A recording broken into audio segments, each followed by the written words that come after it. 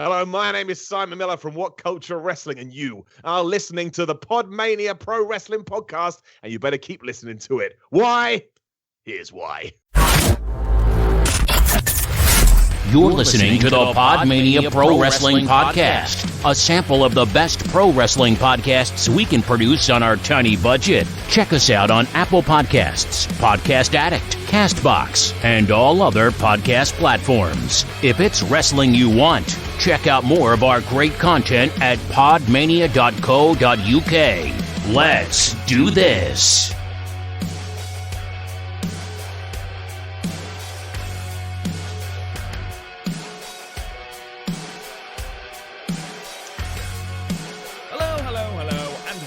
To another episode of the PodMania Podcast. We're back, all three of us, on one podcast. God, it has been so long since I've heard your voices. I am so happy to be back, and yes, I am joined by both Chris and Garth. How are you doing, my sexy friends? Fine.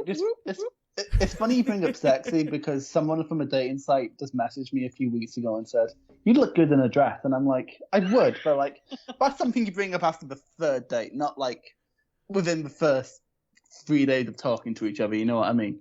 You would look good in a dress, or you did look good in a dress. Oh no, but she doesn't know I've worn a dress. Wait, now people probably do. Anyway. Well, that's a hot take. Anyway, random start, as is always. The reason we have been off, ladies and gentlemen, let's be perfectly frank. There is a lot of wrestling in the world. And there is a lot of good wrestling in the world. And there's a lot of wrestling that we all, as a collective, want to watch. And we wanted to review it all in our podcast. And that, in retrospect, was folly. Because we are human. We're not Figure 4 online. Exactly. We are three men. And three men can't possibly cover the amount of wrestling that we wanted to cover. And to cover it all on a weekly basis and to have everything watched with full-time jobs, it was just becoming...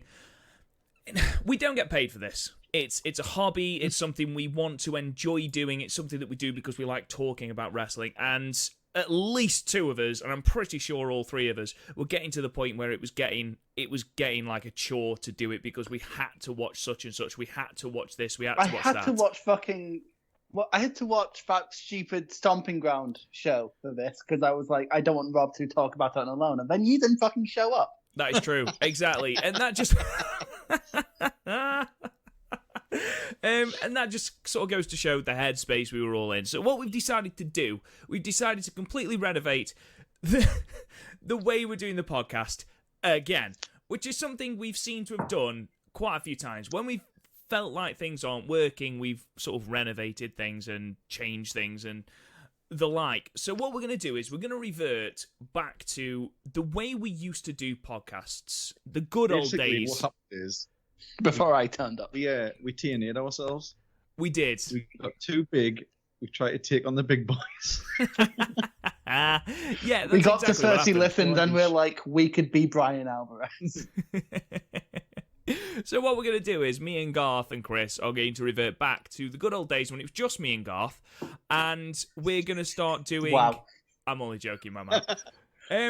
We're going to start reverting back to alternating weeks. So on a Thursday, 1 week we're going to do a list podcast followed by a retro pay-per-view the next week. And then we're going to keep on that sort of cycle.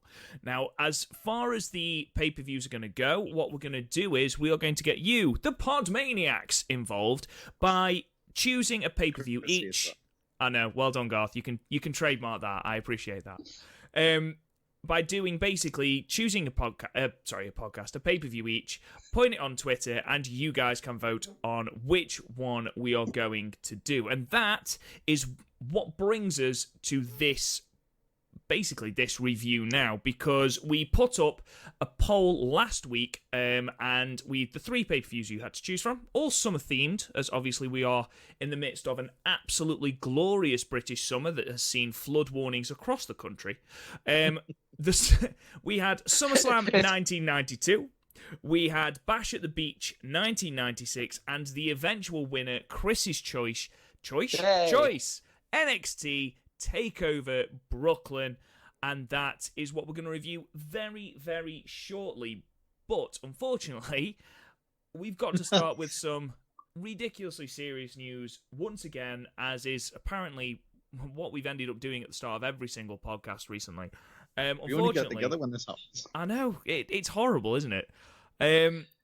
Basically, today it has broken that WWE, WCW, NWA legend Harley Race has unfortunately lost his life today. It was broken by Dustin Rhodes on Twitter, who said that basically he's passed away. He's lost his battle with illness, which I believe was lung cancer.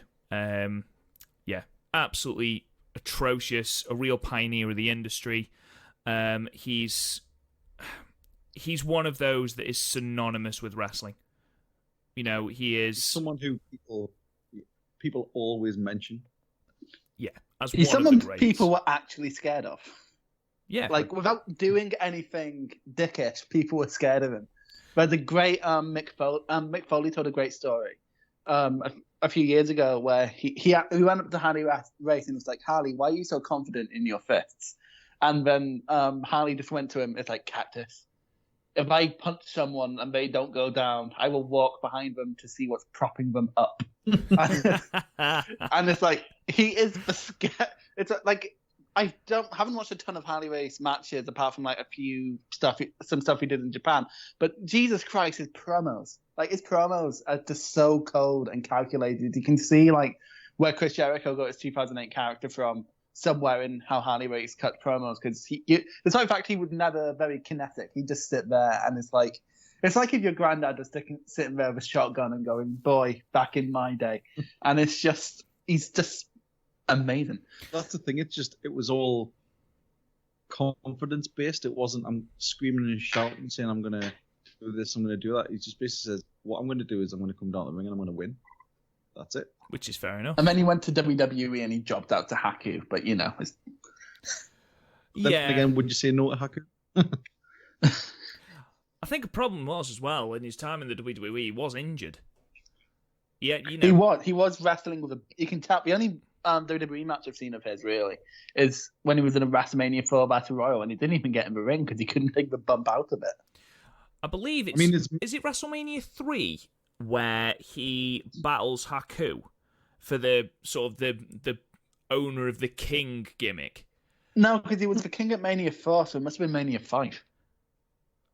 What was it? It was it was a Mania. I'm sure someone will correct. It was us on within that Twitter. 3-year span. Yeah, and I'm sure that he'd got some sort of either hernia or something wrong, and you can see it.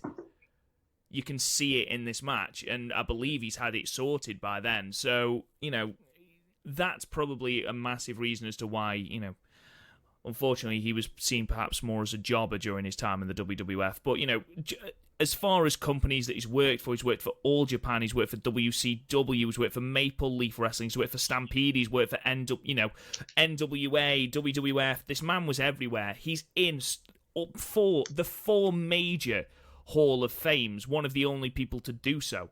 You know, he's in the WWE Hall of Fame, NWA Hall of Fame, the Professional Wrestling Hall of Fame, and the Wrestling Observer Newsletter Hall of Fame. He's one of 6 men that is inducted in all 4 of those.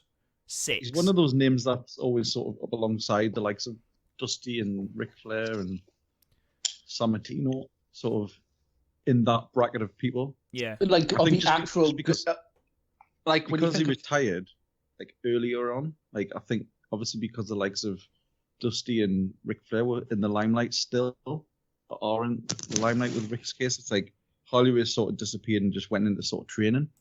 Yeah. But if you watch some of his promos on YouTube and stuff, they are still like sort of relevant now. Like look at Samoa Joe, it's that same sort of like intense but not loud. When you think of wrestling in the 80s, you sort of have 2 things in your mind. You sort of have like the bright colours of WWF with a lot of shit wrestlers like Hogan and Warrior. And then you had like the good stuff over in NWA with like Flair, Dusty, Sting, and Harley's among them, and like the scariest fuckers among them. It's a sad state of affairs, and unfortunately that era of wrestling, we are getting to that point now where we are going to see the death of quite a few of these legends, which is absolutely heartbreaking, and it's a terrible thing. So obviously, our thoughts, our prayers go out to all of Harley's family and friends, and hopefully, it's only happened today. I hope that, hopefully, they can start to feel, hopefully for Harley as well, because it was a long illness. Hopefully he's found peace, because seeing anyone go through that is horrendous. There'll be plenty of tributes going out there. Absolutely. Just watch Twitter and places like that. There'll be loads of tributes. So Yeah. it'll be sort of kind of a celebration as well. Yeah. Awful loss. But our retro pay-per-view review this week. Chris, you won. Hey. You won this week. I did. Which was sad for both me and Garth, because I think both of us were looking forward to looking at some 90s wrestling. Which is why we've chosen the category for next time. We'll get to that at the end of the podcast. But now, 2015 NXT, which is obviously where we are during this podcast. Chris, this was your wheelhouse, wasn't it, my friend? Absolutely. I remember the weekend of this very vividly. I just left school, started college that weekend, which is my last cool thing before I have to go back to college. And I was like, yes, this is going to be amazing. NXT was my most watched thing at this point. This is where I started sampling a bit of everything. I had my toes in New Japan, I had my toes in Impact, and I jumped back out because it was shit. A little bit of Ring of Honor, but NXT was where I decided was my main promotion at the time. It's just what I loved. And I remember such hype for this. I had never been more hyped for a show. No. And it still holds up as one of the better takeovers even now. Even now after the spate of 2017 onwards, the fantastic takeovers, this is still one that people talk about. This is the first, not the first of the modern day, because something we'll get into later, but the modern day takeovers are very tightly produced, 5 matches, each match getting a perfect amount of time. Whereas this was more paced like a WWE show. But this is where takeover sort of grew up and stopped sort of being developmental shows where some things were a bit weird, whereas you get to this and everything's at least solid. Yeah, absolutely. The first time NXT Takeover had been outside of Full Sail, I believe. Yeah, absolutely. Actually, I was going to bring it up in the first match because there was chants about it. But did you notice during the Liger Breeze match the fuck Full Sail or the Full Sail sucks chants? That's because during the build-up, Full Sail started booing everyone because they were angry they weren't getting a takeover. Didn't Kevin Owens cut a promo on them as well? Yeah, he was like, "Oh right, if you're gonna come here and now you're just booing us because we're going somewhere that isn't." Because of course Kevin Owens is synonymous with New York and Ring of Honor. Yes. So he's we're going to my home, New York. Boo! It's I really don't fucking care if you bit. It's amazing. Kevin Owens is great. But yeah, that's what entitled cunts and they don't have takeovers ever again now, so fuck you. Well, as this is your wheelhouse, Chris, I know you are absolutely desperate to take charge of this review from start to finish, and I am absolutely fine with that, because how long are your notes for this show? The exact word count is 1,912 words, and that's after I deleted sections when you guys were annoyed about how many words of notes I had. All right. Well, Chris, over to you, my friend. Well, it's over to the show. Massive attendance, actually, for what is the first developmental show. 15,589 people. Selling out the Barclays Center with quite an interesting set, actually. It's the set they use in Full Sail, just brought into an arena. It's literally the one they used in the last takeover before this, which I believe was Unstoppable. And it fits surprisingly well in an arena, considering Full Sail's basically Hurricane Harbor in Florida. The show opened with Triple H being in the ring going, "You wanted the future, and the future is now," and did this whole NXT thing, which we expected him to do in Blackpool, but he didn't. He just came out when the cameras turned off, the bastard. But yeah, he did that. Very classy, not taking over the show, and then just goes straight into the first match with Tyler Breeze versus Jushin Thunder Liger. And how this match sort of came about was Tyler Breeze wanted a good opponent for Brooklyn. He has a really good record at I say that he basically lost a bunch of times, beat Sami Zayn once, and in the first one he got beat up by Rusev. But Rusev. Yeah, Right, okay, Gaff.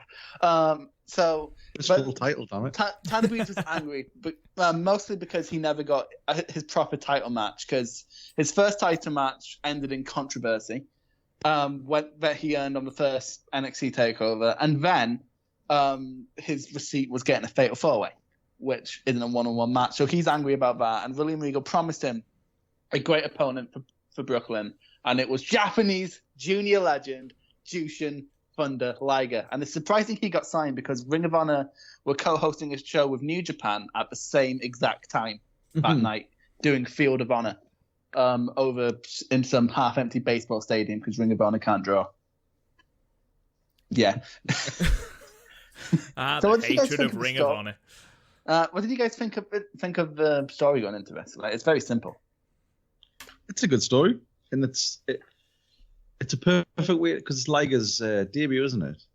Well, not debut. He's never appearing again. Well, yeah, that's what I mean. Like, it was. He's still signed with New Japan. It's very clear this is before New Japan became a threat. They sort of like bigged it up when they sort of said, "Oh, it's his debut," blah blah blah, which I suppose like makes the result a bit odd, but I like the story. I think it's like Tyler Breeze at this point was obviously like one of the main guys as well. Like, yeah, he was the most tenured guy in NXT at this point. Quite well, yeah, and was put on good matches, which is fucking incredible when you think what happened to him. He still would up until his last takeover. Yeah, but I really enjoyed this match. Like, yeah, Breeze's entrance before he got into the match, I think, was amazing. I've always liked that. With the catwalk models and him coming out taking selfies with each of the models, I think it's great. I love Breeze's sort of Zoolander character. Yeah. So just like, oh, is it so hard to be so incredibly good looking? I love it. But yeah, this match was incredibly simple though. Yeah, it was good. Like, it was good, but Liger was very clearly just going through the motions to pop the crowd, which is fine because most of his crowd probably never got to see Liger live. The thing is, it's still exciting to see Liger even at that point. Yeah, no, exactly. Liger was still. It's the mystique.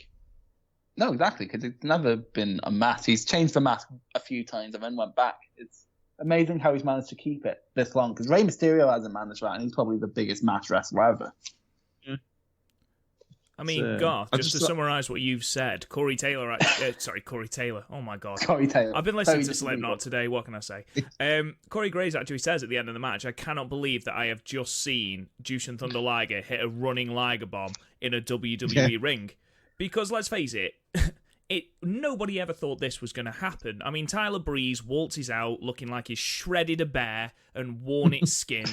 Because it's the boots are the most outlandish thing I've ever seen in my life. From his seasonal residence. Exactly. And which is a great gimmick. I mean, his entrance was absolutely superb. Got an absolutely enormous reception from Full Sail. Liger, not so much because, obviously... From Full Sail? Yeah. Sorry, you know what I mean. The Full Sail crowd. It's the Full Sail crowd. They booed at Full Sail, but everyone knows that they bought tickets to Brooklyn, you fucking marks. So obviously Liger doesn't quite get as big a reception, but still a fairly decent reception. And then we're treated to basically the 5 moves. It's basically a YouTube compilation of these are the moves that Liger does. Breeze got in like next to no offense. Any offense he did get in was rather simple. What I did enjoy though at the beginning was Liger's taunting with Breeze. Oh, I've got that down here when he did Breeze's sort of corner taunt thing. Because last thing, Liger is not afraid to make fun of himself, which is he gets the selfie stick later, doesn't he? The selfie stick is fantastic, yeah. And he's very clearly relishing in how ridiculous it fucking is that Jushin Thunder Liger is like propped up on the ring, taking self. I think it's just, I love his ability to laugh at himself. There's a great clip in PWG actually, where they were doing the thumb and the bum spot. And I can hear Garth hating this. And then to save wrestling, damn it, to save Sami Callihan, Liger pushed Sami out of the way and told Tommaso Ciampa to put his thumb in his asshole. But Tommaso Ciampa couldn't. He was like, "But you're Jushin Liger. I can't do it." I just love Liger's ability to laugh at himself, basically. I mean, but this match was basically Liger hit signature move. Breeze sells. Breeze gets in a simple move, and then Liger gets back. Just hits another signature move. After two Liger bomb attempts, Liger wins. I mean, the cannonball off the ring was an absolutely great spot, and Breeze sold it very, very well, considering the landing sounded horrible as well. Oh, it did. It did. That Liger's packing a bit of weight. Yeah, he's a chubby Liger. He's a chubby Liger in this one, I'm not going to lie. Thick boy. He is thick boy. He's a thick daddy Liger. But the thing is about Liger, he always does that, but he never does it onto like a sea of people. He always does it onto one person, and so he takes all the fucking fun. Like, when anyone ever does that spot who isn't called Jushin Thunder Liger, they'll do it onto a sea of fucking security guards or something. But Liger's just like, oh, fuck my back. Boom. Unless you're Lance Archer. Unless you're Lance Archer. Fucking love Lance Archer. He's doing so well, but we can't talk about modern wrestling right now. Lance Archer is bae. Yeah, I enjoyed this match. I think it's upsetting when you think about Tyler Breeze. You think about Tyler Breeze in the WWE, this is his match. This is the one match that everyone goes back to and goes, yeah, but do you remember when he wrestled Jushin Thunder Liger? Yeah. And I know it's Liger, but it's not that great a match. It's a good match. It's a serviceable match. On a normal NXT TV, this would probably end up being a match of the week or something, but like on a takeover card, you don't really get these anymore with just random international people to pop the crowd. And like for what it was, it's fine, but at the same time, Breeze was never going to have the match of his career with Liger. Like his matches with Balor, Hideo Itami, Sami Zayn, and Apollo Crews, they're all like great 8 out of 10 matches. It's a bit of a shame, but this is what Breeze is remembered for. It is, and it isn't, because he's the only man in WWE to Jushin Thunder Liger. He has got that rub. Yes, he lost, and yes, he lost quite handily in about 8 minutes. But it doesn't matter. He has the rub of wrestling Jushin Thunder Liger. The only thing that upsets me, like I say, is he had such a legacy in NXT that it's a shame that basically, because he's been so spaffed up the wall on the main roster, is that his one thing is the fact that, yes, he wrestled Jushin Thunder Liger, but on, in retrospect, it's... I mean, I gave it 5. I gave it 6. Yeah, I've done 6. Okay, well, that's the way this works. Literally just for the Liger on the doing the poses. That's literally the only reason. Yeah, I mean, we have got to give it the 1 mark for comedy. Yes, I will grant you that Liger, considering he speaks no English, that is... No, he does. I've heard Liger say in English, put your thumb in my asshole, so... I mean, there is that, I suppose. it's the one phrase he has in English. But yeah, it was a great opening for the crowd, massive. Can we just talk for a minute as well about, at the start, Finn Balor has arrived, and you look at an NXT Takeover now, and who they have in the crowd and things to pop the crowd, and you're like, shit, oh my god. Here, what they did was, they just had Finn Balor turn up with Neville and Cesaro. Cesaro, yeah. It was like, odd, wasn't it? Why did Neville turn up in the same fucking car as Finn Balor, and why was Cesaro in the fucking car park waiting for him? Neville and Balor have been established to get on, so that's one thing. I've no fucking clue why Cesaro was there. Basically, everyone like Finn Balor alumni. Yeah, that was the NXT Hall of Fame, just that car park. And then we had a very, very, very, very pissed Scott Hall, clearly annoyed at the fact that a camera was in his face. It's quite funny because like all of the fucking wolf pack look like sex pests. They all look like sex pests, and they're just sitting there. And I just saw a girl behind them. I'm like, oh, love, run, just run. Not fast because Kevin Nash will break his quads. But... He is still one of the coolest men alive, though. You look at him, he's just fucking Kevin Nash cool. When he turned up at, Mania this year, and was just like, do you want to start with a rectal exam? No other wrestler could get away with saying that. No other wrestler could get away with that, but Kevin Nash can. Do you remember his Dr. Nash thing in TNA? Yes. Just going up to Sanjay Dutt. You're on the juice. It's amazing. Did you hear the depression in Garth's voice then when you mentioned Dr. Nash? The Nash. the little bit of Garth died. Whenever you mention...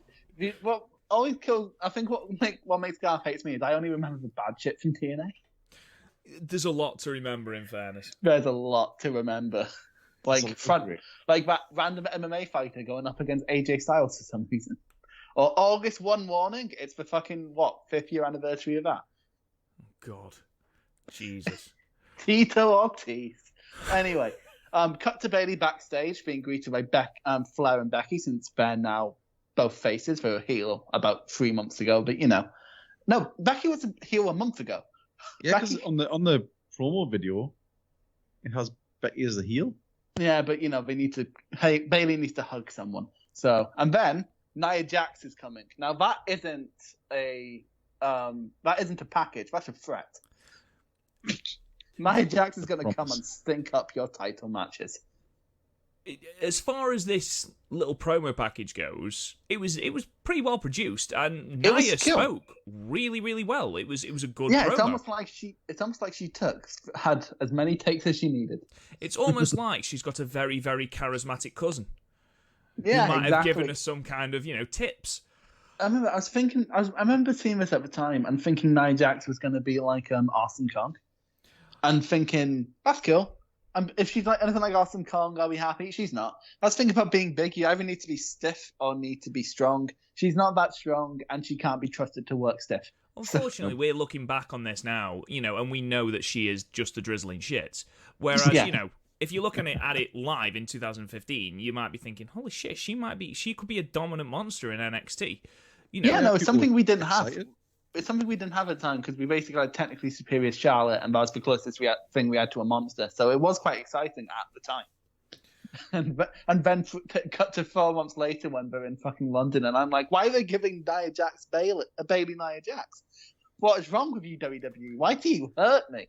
But anyway, next we got onto another match. The thing is, but we spent more time talking about these random segments than the length of the segment. We talk about the shit that matters here on PodMania. Anyway, there's probably not going to spend much time on this match. Vaudevillains versus Blake and Murphy. Now, Blake and Murphy, up until now, have been running roughshod on the tag division with help from Little Miss Bliss. Beating crowd favorites like the Lucha Dragons, like winning the titles on a random episode of NXT. And also Enzo and Cass, which I thought would have been a better tag team to win the titles here. Yeah, but Enzo and Cass never won the tag titles. They never did. That wasn't the thing at the time. Because put it this way, by London they were contenders again, and it's sort of like, why not just have them win the championships in New York? That's a better feel-good moment than Vaudevillains, in my opinion, and it would make more sense for them to bring out Blue Pants. Right. I can't be the only person. I mean, let's just start with the Vaudevillains. Massive reception. It's so sad to see how into it at this point Simon Gotch and Aiden English were. Aiden English with hair, by the way. The crowd, how much the crowd popped as well. I know. Another thing, you know what I love? The subtlest thing, because I watched them when they were heel a few months ago when I did a retro review with one of the guys from the Irish Whip, and they came out and it was like a mean vaudeville thing, and then here they're coming out to like the happy-go-lucky vaudeville thing. I just love that tiny little change. Is what makes them face and heel. My favourite moment of the entire match: Aiden English standing on the apron going, "Men are here." Men are here. No, that is how every man on the roster should come in. I am a man and I am here. Just get up the ring. Where are the women? They were both such good characters and such. And Simon Gotch wrestles like an old a vaudeville style. It's the best way to describe how he wrestles. We'll get onto that in a second, though. What do you guys think of Blake and Murphy? I used to, because this is when I used to dip in and out of NXT quite a bit, and I always enjoyed them because they were always quite, they were a really good team, and they didn't have a character. Well, that's the thing. That they were really good in the ring, but they didn't really do anything. I somewhat disagree with you. I somewhat disagree with you in the fact that they're good at their moves, but there's no fluidity in how they move. There's one moment of fluidity in this match, and that's when we did the Golden Lovers double frog leap thing. Apart from that, they just sort of move. Things happen, move. It's so there's no in between. They're not good at selling. They're just good moves. I always thought they were always quite, because they were always sort of quite roughhouse and hard hitting. Yeah. And they were always quite crisp, and it always looked believable. That's what I liked. And then they just sort of split up. For me, But yeah, it's upsetting when the most interesting thing about you is your manager. no, exactly. And Alexa Chris, Bliss is such a charismatic talent that you can. she is, and I want to go into that. And well, I mean, she is. In that promo that she cuts before the match, just before they introduce Blue Pants, and who the fuck is Blue Pants? I'll get into that. I'll give you there's a rich backstory to Blue Pants. Good, we'll get into that in a minute. But when she's cutting that promo, it's such a rough edge version of Alexa Bliss, because the Alexa Bliss now she's confident. She doesn't have to over exaggerate her nastiness. But when she says pathetic, it's the most. I am an 8-year-old trying to upset my 8-year-old friend way of doing it. It hurt. It was like, I hate it so much. I do give her leeway, because at this point NXT was still very much developmental. Which is fair enough. But they are champions. They are, but that thing is, though, she was better on weekly TV. Yeah. She was much better on weekly TV. I think it's a case of she got crowd struck, got stage fright. Maybe. At that time, that tended to happen with a few of them. No, but I think this is the first time for most of these people wrestling in front of any more than 500 people. So people like Owens, who had been on the main roster for ages, Balor, who of course wrestled in front of big crowds in Japan, or Joe, who have been wrestled in Budokan, which is a somewhat similarly sized venue, and they're fine with it. But then you have Bliss and all that. Yeah, I think you do need to remember that. Now, if you're a big star in NXT, you have wrestled in front of a lot of people. This is the first time for most of these people, so I think you do need to be somewhat forgiving. Fair enough. Anyway, so Blue Pants. Do you want to know about Blue Pants? Nothing would excite me more than to know about a person whose entrance music physically made me retch. I've got that written down. What the fuck is that? At one point, I thought it was Aiden English singing the entrance theme. All right, so here's what happened. So this is why I mentioned Enzo and Cass before. So, so they went to Carmella's hairdressing place and accidentally shaved the dog. And wait, who did? Enzo and Cass. How do you accidentally shave a dog? It was magic potion, they called it, and it went on a dog. They also went on a French guy. It's a whole thing. But anyway. So in my head, right, the Specsavers advert when that farmer accidentally shaves the dog instead of his sheep. No, it's not quite like that. More, they picked up the for some reason the hairdresser made hair removal cream, but just you touch it and your hair falls out.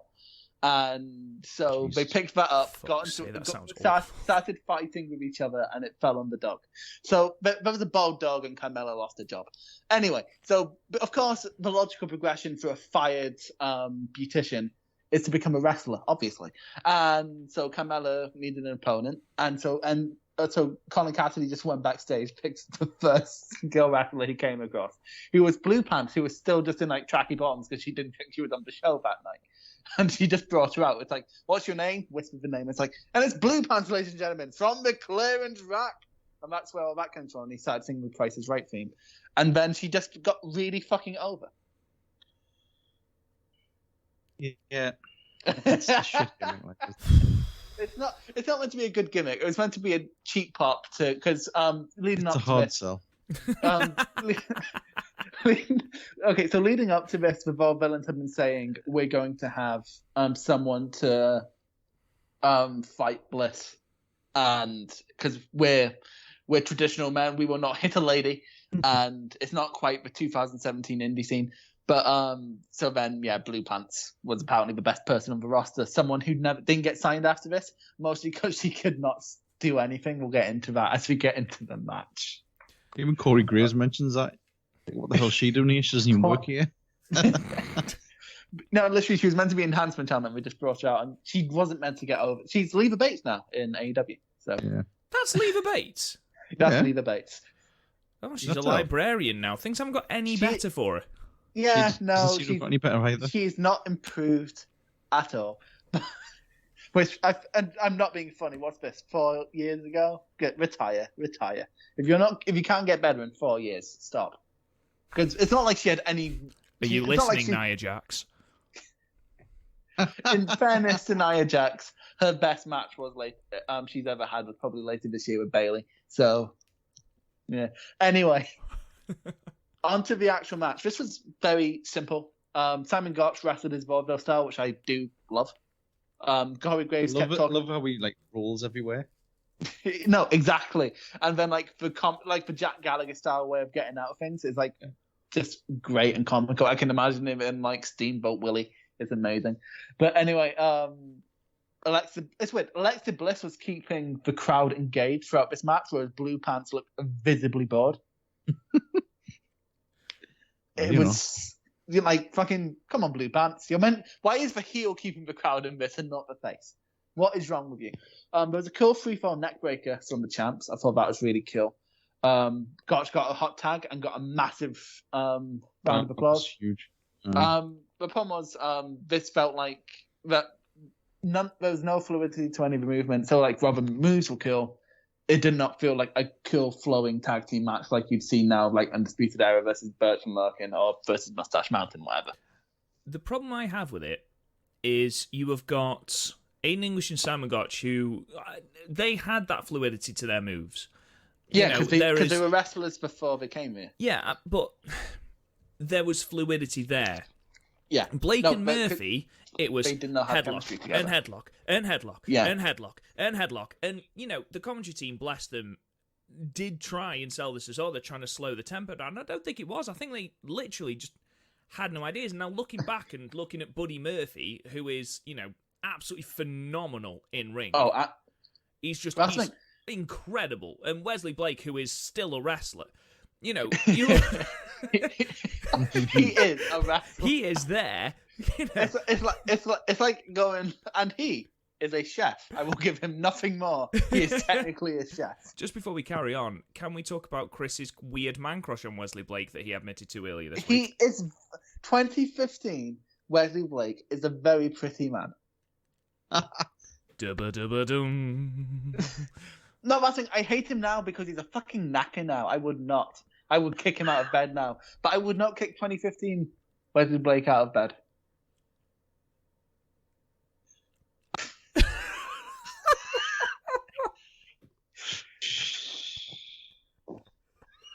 That's a tumbleweed. Oh, just carry on, for God's sake.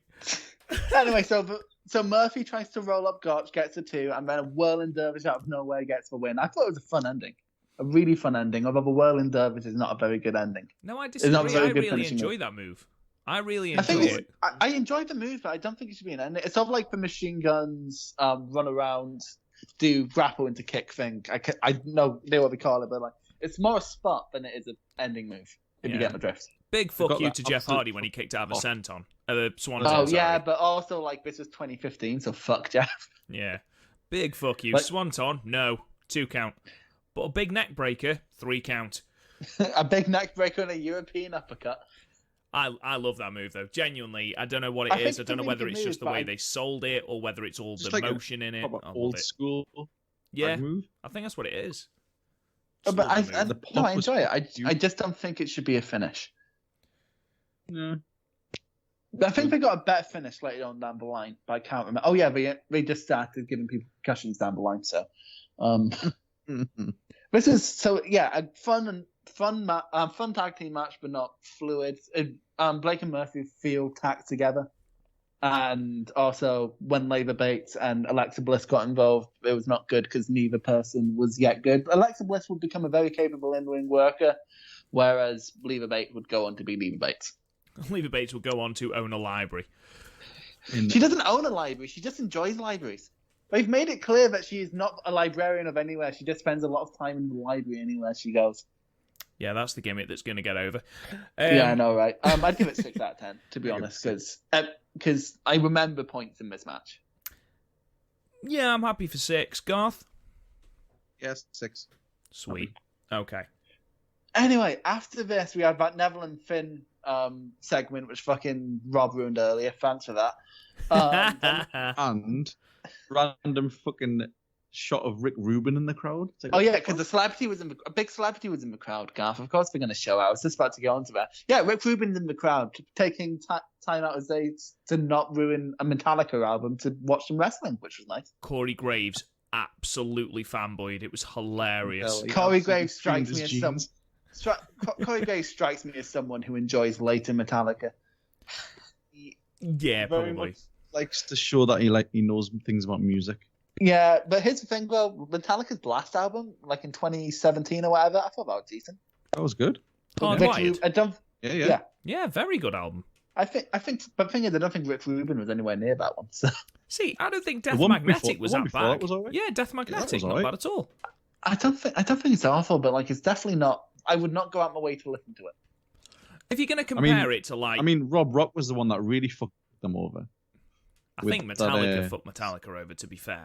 Yeah, to be fair, though, Rick Rubin has proven himself to be good. Like, he did, like, the last 5 or 6 Johnny Cash albums, and while they're all, like, covers, they're amazing. Like, I'd recommend... Sorry, this is a music podcast now. I'd recommend you go out your way to listen to the American Sessions Johnny Cash albums, because they're just amazing. I mean, yeah, I don't know. I think the worst Metallica album is Saint Anger. I think we can all agree on that. Even though there are some decent songs on Saint Anger. But, I don't have a problem with Death Magnetic. I don't have a problem with Hardwired. I think Hardwired's a really good album, actually. Yeah. To be honest, it was just meant to be a cheap joke. I didn't expect any of us to... I to take huge offence. Yeah, I did not... I forgot I was talking to you, Rob. I completely forgot. Because when me and Garth talk music, it's all like Oasis for Strokes and all that, and then I forgot that you're here. I like my fair share of metal as well. I know I was in a metal band in school, so like, we're all like... You look like you'd be in a metal band, to be fair. Oh, I'd show you the pictures if we weren't recording. Anyway, the next match was Ty Dillinger versus Apollo Crews. Now, the story here is Ty Dillinger is a jobber, and Apollo Crews needs to go over someone, and CJ Parker's left. So... Yeah. CJ Parker used to be the de facto jobber, putting over anyone who came in. He put over Baron Corbin, he put over Bill Dempsey, he put over Kevin Owens, etc. And now we have Ty Dillinger being called up to the jobber role, and he would eventually get super fucking over, which I'm sure we'll cover at another point next time we do a takeover. But it was actually kind of over here. But anyway, Apollo Crews is Uhaa Nation from the Indies, mostly known for Dragon Gate USA, Preston City Wrestling. And Preston City. That's the thing. His main thing in the UK is fucking Preston City Wrestling. Can't go wrong with Preston City Wrestling, mate. Yeah, you fucking can. It's like the worst big promotion in the UK. Oh, guys, just quickly, sorry. I meant to ask you this before. I got completely distracted when Chris mentioned Rick Rubin. What do we prefer? Little Miss Bliss or the Mistress of Misery? The commentary team tried so hard to put Mistress of Misery over for Alexa Bliss. I think it's Little Miss Bliss sounds more menacing, oddly enough. Yeah, 5 Feet of Fury. Right. Mistress of Misery sounds like that really shit Metals cover band that you'd listen to because your mate was in it at school. And you're like... my metal band, my cover metal band in school. What was your metal band called in school? Oh, we never had a proper name, so we just changed it every show. TBA. TVA. No, we get Sumph was what we just end up doing. Sumph? Like Sumph.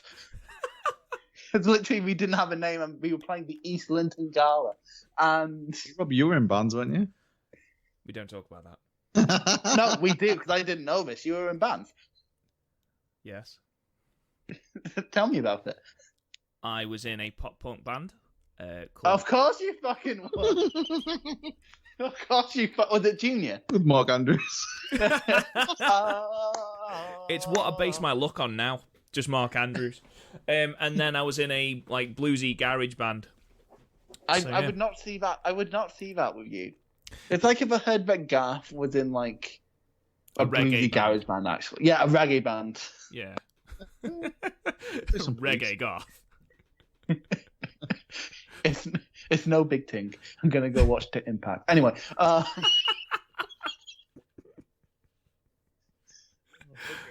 this went off the fucking rails very quickly. It's because we haven't done it in ages. It's back to Uhaa Nation. Sorry. And thing is about this match, it was very simple. Ty got the heat for a while, and then Apollo hit all his big moves. Thing is though, Apollo has never done half the shit he could do in the indies in WWE, probably because we told him to slow it down. Because Apollo is like the perfect signing at this time. He has all the fundamentals. He has some exciting moves. He has a great look. All he needs is a character, and that's what NXT can give you. But problem was they called him up a year and a half too early. So this show, August 22nd, 2015, this was, am I right in saying, Chris, this is Apollo Crews' debut in NXT? It is his. They've been hyping him up for ages. He turned up in the crowd a few times. Yeah. At takeovers, and he was clearly over in the building. They kept chanting "Ooh-ha" at him. Yeah. But yeah, this is his first match, and for his first match, it got him over in the building. He never looked like he was under any serious threat, but Ty getting some licks in sort of showed he had development. Yeah. That needed done. So it was the perfect first match for him. So, but the only August 22nd, 2015, yeah. Yeah. He was on the main roster after the next Mania. April 4th, 2016. He was in NXT for 226 days. He was in NXT for less than a year. Exactly, and he needed that character. Thing is, he had some really good matches while down there. He had a great match with Finn Balor on NXT TV. And they was just starting to build that character. And then Vince McMahon must have saw him and it's like, he's like Bobby Lashley but can do fucking flips. Get him up here. And it's like, yeah, he needed time in NXT because he doesn't have the promo, he doesn't have any of that. He just has absolutely no personality at all. No, exactly. And NXT at this time could give you a personality. Look at Tyler Breeze. Look at like the prize fighter, I'm doing this for my family thing Kevin Owens has. That was an NXT thing. I don't think that was a thing on the indies. Yeah. So NXT at this time could give you characters. It's not like it is now. It's like, right, come in, have the best matches of your career for 6 months, and then we'll put you on the main roster to disappoint everyone. Anyway, so so just to run through what happened in this match, Apollo starts off with some impressive agility. Ty gets the heat for a while, drop kicking into the outside, and then a super kick got changed into an enziguri for Cruz to take control. He does his WWE 2K comeback, which I always give my cause because it's really cool. And then he ends it with the gorilla press into moonsault. It's not a great finish. I feel it's a bit too contrived. It's a great spot. It's like Devlin's Uranagi into a moonsault. It's a great near fall, but it's not a good finish. No, but it should not have been the finish. He would change it to a Sido suplex position turned into a power bomb, like a Blue Thunder bomb, but with a pause in the middle, which I think works a lot better for him. It was a good showcase for Cruz. Got him over in the building, and that's all he needed to do. I'd give it a 5 out of 10. Yep, 5 out of 10. Just to I'm fine with 5, but we keep talking about Ty. I assume you mean Stan. I assume you are talking about Stan, the same man, the infamous man, super kicked because they don't know controversy, DX. I assume that's who you mean, Chris. Moving the fuck on. Right, so William Regal announces the Dusty Rhodes Tag Team Classic, a memorial tournament for the recently deceased Dusty Rhodes, which is a very classy move, I think. It's the exact kind of tournament Dusty would have booked. So I think it's a great thing to do. The only problem was one cunt in the crowd chanting what? Yeah. Did you hear That's this? the fucking worst chant ever, that, man. I hate it. It is awful. And to do it during the announcement of a memorial tournament for someone who had died, a month before this? Yeah. It's ridiculous. Bastard. Anyway, then we have the tough enough competitors in the crowd. Lads, I have notes on the tough enough and the 4 people from Tough Enough. Sit back, Garth. It's going to be a long one. I've never seen them. It's not going to be a long one. Okay, so I'm just going to go over who they are. So Sarah Lee was the eventual winner, because I actually watched Tough Enough quite recently. Went absolutely nowhere, despite being the female winner. Paige hated her. She kept going, show me personality, and she never did. She basically won by not being the worst every week. Those people who get through just by being average and no one ever touches them. Basically that. That's how I get through life. It's how I get through class. And she's started a family with Wesley Blake, which is good for her. Then we have Josh, the male winner. Daniel Bryan hated him. Seems to be a theme here. No, Daniel Bryan hated him for a legitimate reason because he was arguing with Patrick, now Velveteen Dream. And he said, I am bigger than you, therefore I am more likely to get signed. And of course, Daniel Bryan took offense to that. Although Hulk Hogan loved him. Oddly. Strange that. Yeah. He became the male winner, got released about a year into training. Then there's Josh. No, that's who I just talked about. Then there's Mandy, who was full runner-up. She can now be seen stinking up SmackDown and reviewing donuts with Sonya Deville on their Instagram. And then we have ZZ, who is the love of my life. He was shit, but everyone loved him and kept voting for him. Who? ZZ. Did you not watch Tough Enough back in 2015, Garth? I watched Tough Enough Series 1, and then I never watched it again. The one with Josh Matthews. Yes. Yeah. Oh my God. What is that one where Hardcore Holly came in and beat up everyone? I legitimately beat them up. That's incredible. I think John Morrison was in that one as well. Yeah, so was Ryback, I believe. And maybe The Miz, was he in that? That's the thing. Tough Enough That's is the such $1 million a good Tough Enough, isn't it? That's the one with who's the guy that got absolutely annihilated in the Royal Rumble because he tried to legit. Oh yeah, Daniel Puder tried to legit break Kurt Angle's arm. I know. I was doing a marathon of the Rumbles leading up to this year's Rumble, and I got to this one. I'm like, this is just fucking uncomfortable. Oh God, they stuck him in there. Who was it? They stuck him in there with Benoit, Guerrero, and then Hardcore Holly. Like Hardcore Holly, literally. Like I understand Benoit and Angle because Benoit and Eddie because they're like best mates with Angle. Then you have fucking Hardcore Holly, who clearly just wanted to beat someone up because he's a nasty, nasty man. Well, he just wanted to rookies. It's just so fucking horrible. It's vile watching it. But yeah, Tough Enough has a really great, like even this season it had Sonya Deville and Mandy Rose, who of course now on SmackDown, and it had the Velveteen Dream. Like, so can't really complain, can you? Yeah. It's like X Factor. The winner never does anything good, but then you have sometimes the runners up become like surprising hits. Yeah. Anyway, we spent a lot of time on Tough Enough there. Now we have Samoa Joe versus Baron Corbin. Now, Samoa Joe came in at the end of not the last takeover, but the takeover before, I believe, to save Sami Zayn from Kevin Owens. And he was originally just going to be a free agent who would come in to help elevate younger guys, but then they saw he was going to have a match in Ring of Honor, and they were like, hang on, no, why would we not sign Samoa Joe if we have the in? So we signed Samoa Joe. And they realised that he's fucking amazing. And then they realised, we'll get into that in a second, but yeah, he is absolutely amazing. Baron Corbin has just been beating everyone in quick fashion. His biggest feud so far being with Rhino and big-time Bull Dempsey. Jeez. I'm not letting that go. Fuck Bull Dempsey. Anyway, fucking saying we're not fucking big time. Anyway. You'll come on when your podcast gets big timed by Bull Dempsey. By Bull Dempsey. The man who took on Super Crazy at Shug's house party. Fuck you. Anyway, what's going on here is Baron Corbin has not been enjoying the influx of international talent, saying, I am the best. I just had to make a phone call and I was here. When Samoa Joe just going, you had to make a phone call. They called me. That was amazing. I love that. That was basically Baron Corbin kept being a dick. Joe squared up to him, and that was the feud. Basically, Baron wanted to fight. Joe wanted to fight. Samoa Joe is so legit. He sort of lost some of that because of the main roster nowadays, but that always happens. Samoa Joe here, I felt like he could kill someone. Oh, yeah.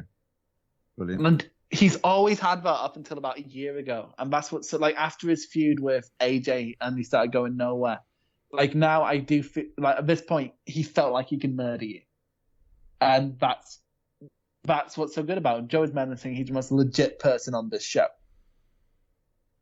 He's the most, next to Brock, he's the most legit person on the roster. On the main roster, yeah, but like no one's legit on the main roster, man. Come on. I quite enjoyed this match. I really enjoyed this match. I really enjoyed it. This match felt like an actual fight. Yeah, it was just... And especially on Joe's part, there was no wasted movement. When Corbin was in control, yeah, he did the whole taunting, but that's what ultimately did him in. So like it was a good solid story, and Samoa Joe just didn't waste any movement. Corbin, and I remember watching it this time and thinking he is like such a good heel, such a good character.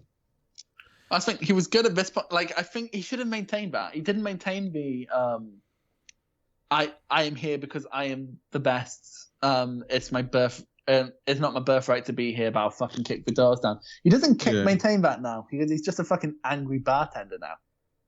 And just, I don't know what lost it, because he could even cut like decent promos back then. Like literally, what the fuck's happened? He's still a good talker, to be fair. He's saying at the time he was like, "This is just me." He's just like, "This is me. I'm not playing any part. This is me." No, he's literally he's a moody cunt, and it's sort of like how Bret Hart was best when he was just playing a moody cunt, because that's just what he is. And yeah, anyway, so like the strikes in this match, especially from Joe, were great. Like I love Joe's back elbow into an enziguri that he does in the corner. Yeah. I love that. And there's a point in this match where Joe rolls up Corbin, and then when Corbin kicks out, transitions into a half crab, and then transitions into an FTF. It's like, fuck, that is the thing you would do in an actual fight. This isn't working. I can see he's about to get out of it. Quick, go into another thing before he has a chance to realize what's happening. Yeah. Joe at this point was just one of the best on the roster. Still is. By a mile. Yeah. Corbin swept. Corbin sweeps. I've got my notes are really bad now. Legs. No. Corbin. Joe sweeps Corbin's legs off of the apron and throws him into the barrier. The most legit barrier throw I've ever fucking seen. I actually felt like Joe was throwing Baron.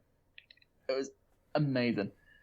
Both men end up going back and forth, and an enziguri followed by a super kick takes both men down. Joe starts punching Corbin on the ropes like it's an actual fucking boxing match. I was marking out, as someone who enjoys big house matches, I was marking out at this point. Massive back fist from Joe. It made me wince, that back fist. Well, the selling is just as good as well. Like, no, exactly. Sort of thing it's like,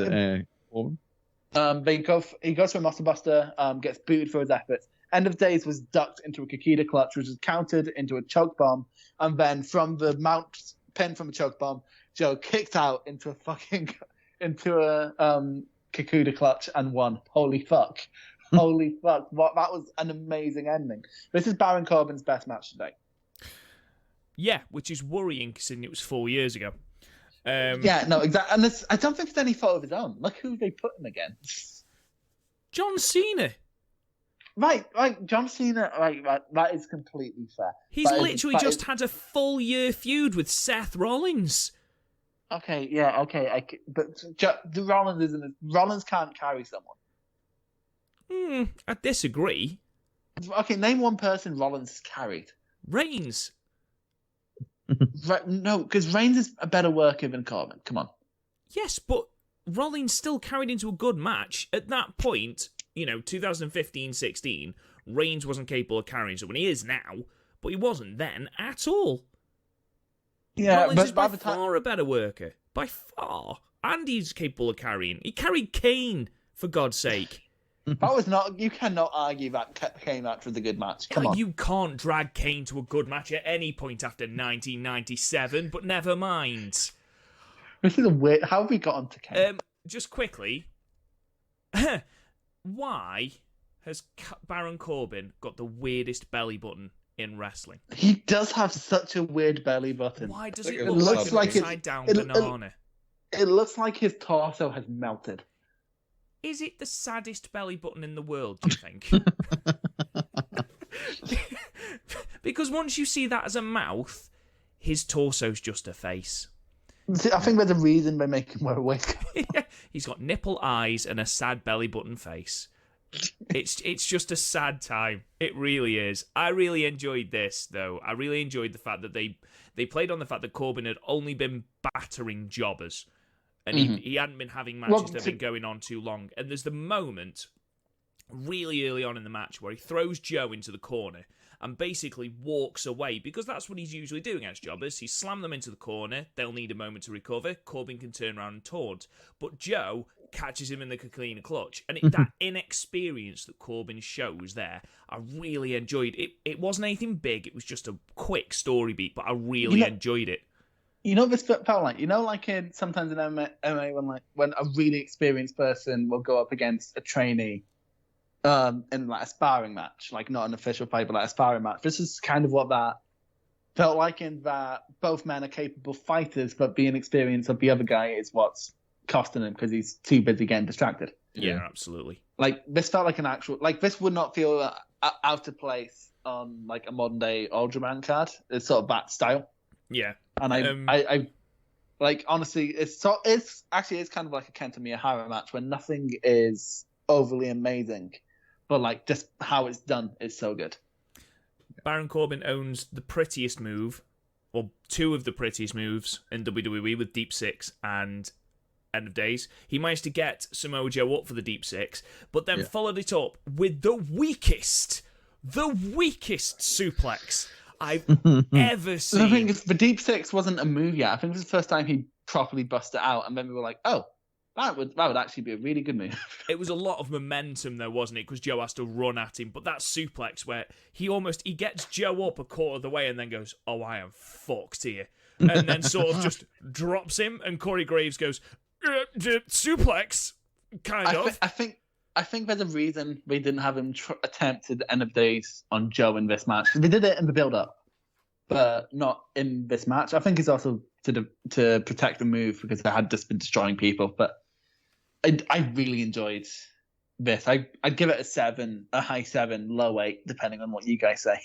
I really like this. I've got 7, yeah. I've got 7. I thought 7 was fair. I really enjoyed this. These two would actually meet at the next Takeover in the finals of the Dusty Rhodes Tag Team Classic. Can you remember who their respective partners were? I can. Okay, go ahead. Okay. It was Finn Balor with Samoa Joe. Yes. And it was... wasn't Rhino. It was... Oh, fuck. Who was it? No, I can't... Oh, fuck. No, can't remember. Go on. It was Rhino. Oh, was it Rhino? Do you remember who they beat to get to the final on the same show? No, I can't. It was Rhino and Corbin beat American Alpha. Of course, in an absolute. It's probably Rhino's best match ever, and the Samoa Joe and Balor team beat the Revival. Oh, that's a good match. It's a decent match. Actually, I prefer the Alpha Corbin Rhino match. Fair enough. Anyway, after this match, Asuka, Ric Flair, and Sergeant Slaughter in the crowd. Like, they didn't make a big deal of Asuka. They didn't even have a name for it, did they?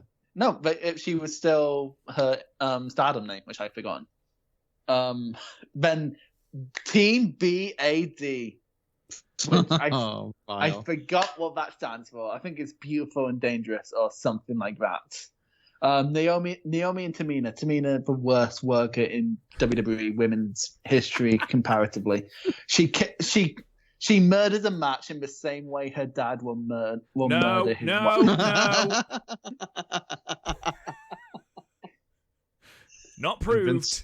Vince will cover it up. Not proved. Vince will cover it off like steroids. Anyway.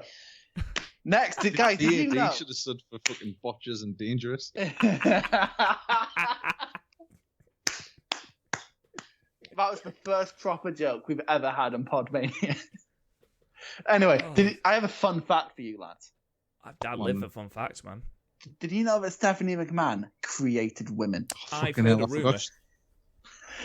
Right, so, guys, I'm going to... I was just furiously typing obscenities during her whole promo. And so I'm going to read out what I wrote word for word very quickly, because it's not long. I started, you ever notice how shit her theme is? Which, to be fair, Because I keep hearing it in 2K19 when I'm setting up a universe mode. And because I keep forgetting to turn it off. No, it has Mamacita to the off the meter. That is the worst line in any WWE theme song. That's what it says. Mamacita off the meter, she a go-getter. Fucking hell. Yeah, because she works really hard getting a job in her dad's multi-million-dollar company. Then I went on, why is she here? Fuck off. No one likes you. Go away. Don't you have Raw to ruin?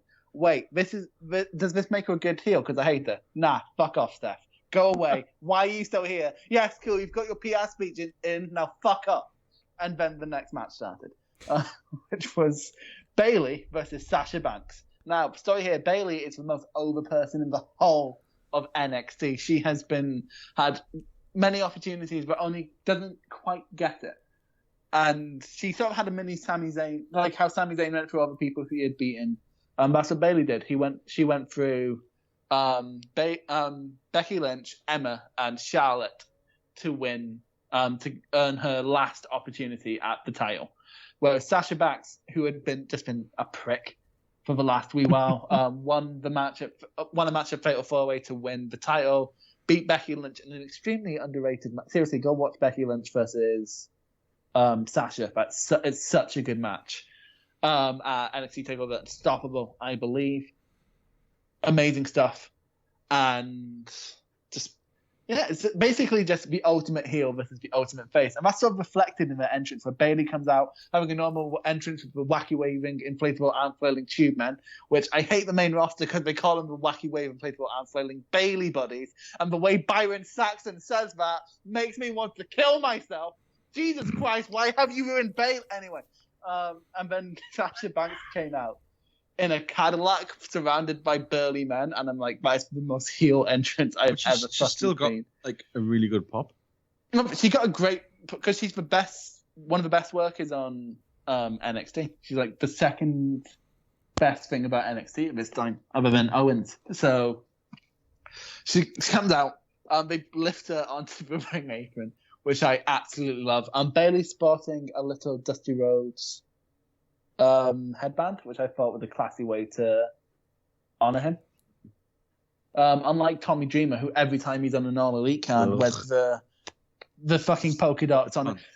Yeah, and it's sort of like, ew, no, Tommy. It was all right first, but stop it. It was all right to All In.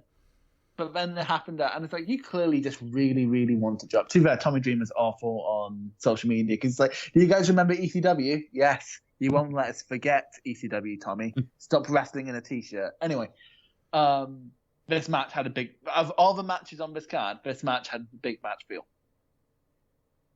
Yeah, and it had the most sort of hype around it as well. Like, this is the match everyone was talking about going into it. Yeah.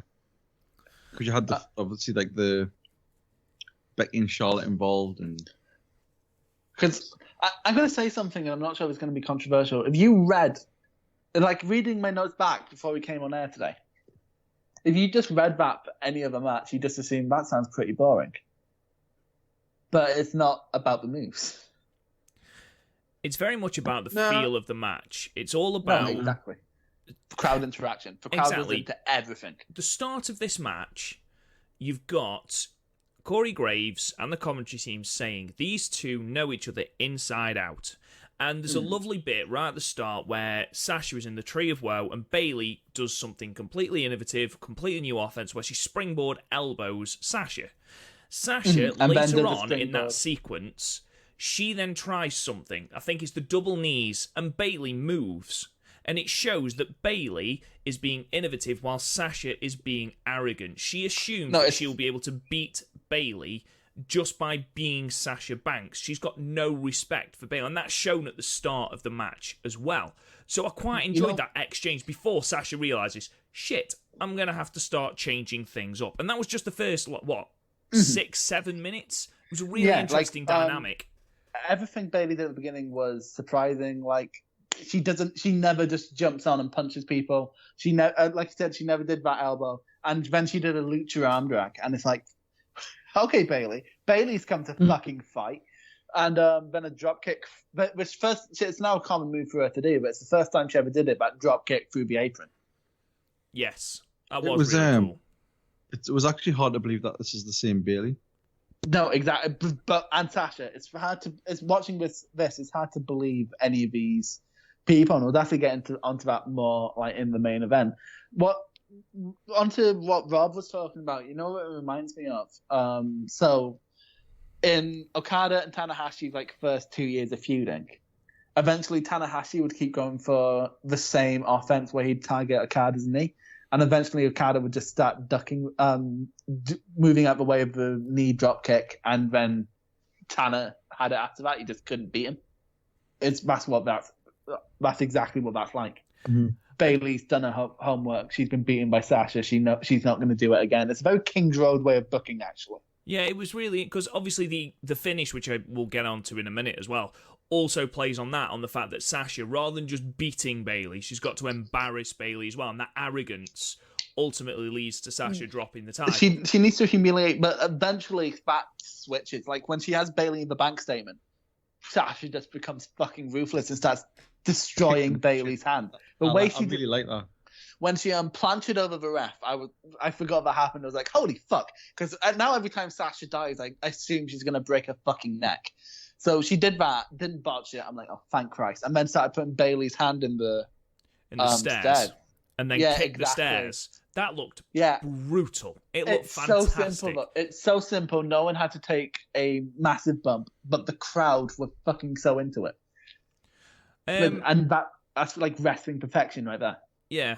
I did enjoy that. I really enjoyed that. And I enjoyed the fact that obviously they worked on the fact that Bayley had broken a hand and was out for 2 months.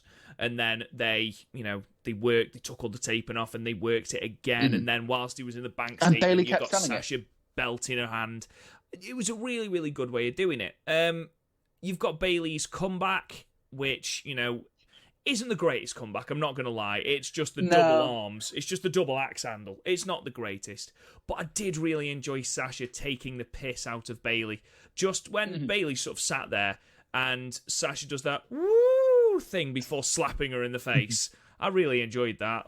That was just being a bitch. It was great. Loved it. Well, like, as you were talking about Bayley being insensitive, it's only when Sasha started doing different stuff. Like, when she eventually got the knees off, she didn't just do the knees. She did it from the top. Yeah, which, and then don't at me. It's better than low-key, stupid fucking, opponent's holding himself up for no fucking reason. And no matter how cool it looks, it's always just shit because of how contrived it is. But like the way Sasha did it, she didn't give Bayley time to. Bayley was already prone, and she didn't give her time to get down. And it was after a second attempt because Bayley caught her in like a bulldog power slam position, and then she got out of it. Because every time Sasha got out of it, it wasn't like some cool counter. She just like got out of whatever Bayley was doing and threw her head into something. Like Sasha was ruthless. She did not care. And then the ending of this match, where it looked like Sasha was going to do something crazy off the top, and then Bayley did a fucking top rope reverse Rana, which at the time, this is before I was massive into the indies, so that's the first time I ever saw a thing like that. And I was like, what the fuck was that? Is she dead? Was really good. Sasha Banks is dead. I love that spot anyway. Like, no matter who does it.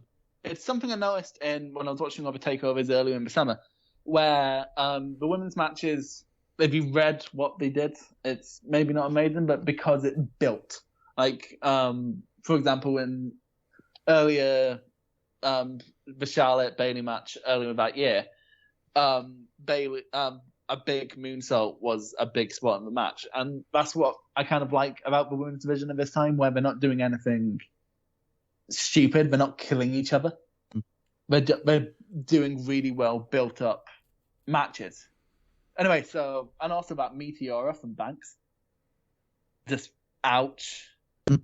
Fucking ouch. And like, let me put it this way, this match was so good that you were not complaining about the belly to belly once. Yeah. Yeah. Which is like, is that the worst finisher on the main roster? I mean, it's not as bad as the Judas Effect. No, the Judas Effect is fairly wank. Yeah. On the main roster, let's go with the yes for now, and then we'll have a think, and we'll come together and we'll decide if it actually is the worst finisher. Anyway, so what would you give this match, guys? Oh, you go first, Garth. it was close to a 9. But I gave it a high 8. Okay. Because as much as like the match was really good and some parts of it were, I don't know what, there's a part in it like maybe it's like sort of halfway through, it's before they go outside and do the sort of hand spot and all that, where it just sort of died for a bit. And I don't know if it's when Sasha gets on top and she starts sort of overdoing the sort of playing with the crowd and stuff. Just the flow just died, and then obviously Bayley gets back, sort of a hand smashed in and stuff. And I liked a lot of the spots, but there was, I don't know, like, I don't know if it's just because the matches over time been built up so much that I was expecting more. But it was still like, it was easily the best match of the night by quite a margin, but there was just something missing. I don't know what. And the ending, I didn't really like that whole let's get together as a fucking tribe again and be the 4 fucking horsewomen or whatever you want to call them. We'll get onto that in a second, Gaff, because that is a separate bullet point. But it sort of spoiled it for us in a way. And I just think Bayley's a shite character. I really do. All right, Rob? I'm going to go 9. I think it falls short of a 10. I think it personally flirts with being a 10, but it's not quite a 10. No, it's a good match. It's a fantastic match. Undoubtedly WWE match of this year for me. Yeah, I mean, don't get me wrong, they didn't exactly have a lot to play with in that category in 2015. But I don't know, I agree with Garth. There were bits where it sort of lulled. I thought the big spots were great. Bayley's character is shite, yes. It's an issue. But in NXT, it was so over. In NXT, no, for the small crowd, and then when it translated to a big crowd, because it was like NXT WrestleMania, it was perfect. Well, I mean, look at the Vaudevillains, for example. I never got that character ever. Even when I was watching the NXT and she was huge, I think because just a big child. That's exactly. Yeah. I think that's something that's missed in the main roster was her development. She actually did develop in very subtle ways, like the way she's wrestling here and the way she wrestled her last one-on-one title match with Charlotte are very different characters. But I think that's something that was lost in the main roster because you just sort of had Bayley and it's suddenly, hey, Bayley's here, yay! And then there's people who don't watch NXT going, well, who the fuck's this clown? You know what I mean? Like, and then the only way they explain it is she hugs people. It's like, fuck off. I know, like her whole thing was she was a mark, and then she had to grow out of being a mark into being a wrestler. Yeah. Basically, what would happen if I became a wrestler. It's like, right, stop asking for fucking autographs and punch me. See, I'd be the opposite. I'd be like, fuck you, what are you doing? Get off your face.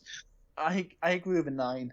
I really enjoyed this match, NXT match of the year, and like in a year and I would contend when it comes to WWE match of the year because it had a lot of competition. Cena's Open Challenge was a thing this year. You had a series with Kevin Owens. You had the Seth Cena match at SummerSlam the night after. Brock was still putting in cool before. Oh no, it wasn't. No, Brock's Reigns match actually, which I believe me and Garth gave an 8 when we retro reviewed it. That was really good. There was a bunch of really good matches in 2015. Match quality is never WWE's problem. Nice. Okay. Anyway, so the Horsewomen have their curtain call, and I know Garth hates it. We'll let him get onto that in a second. But I think it's a case of because the 3 of them had moved up, they needed to have that. Because otherwise you'd sort of have no closure. Because Sasha would stick around NXT. She had one more takeover where they had the Iron Woman match. But the other 2 were never going to be seen in NXT, and they hadn't had their closure yet because they had they were on the pre-show. So I think for the sake of a moment, and this match was all built around Bayley feeling left out of the Horsewoman, it made sense. I'll take your word for it. I'm happy to concede this one. I'm with you, man. I think there was no need for it here. Yes, it's Bayley's big culmination of, yes, she's finally got the title. That's fine. But you didn't need this to emphasize just how big that was. Okay, the crowd knew how big it was. That's why they were so invested in the match. The pop that we get from the victory, that was what we needed. We didn't need the huge, basically having it shoved down our throats. These four are women that like each other. But I think that was one issue. Is for one time the Women's Revolution PR bullshit that was going on in the main roster trickled down. Because I was talking to my friend about it the other day, because honestly, I don't think the main rosters to date has had a good women's storyline because they don't let the women have storylines.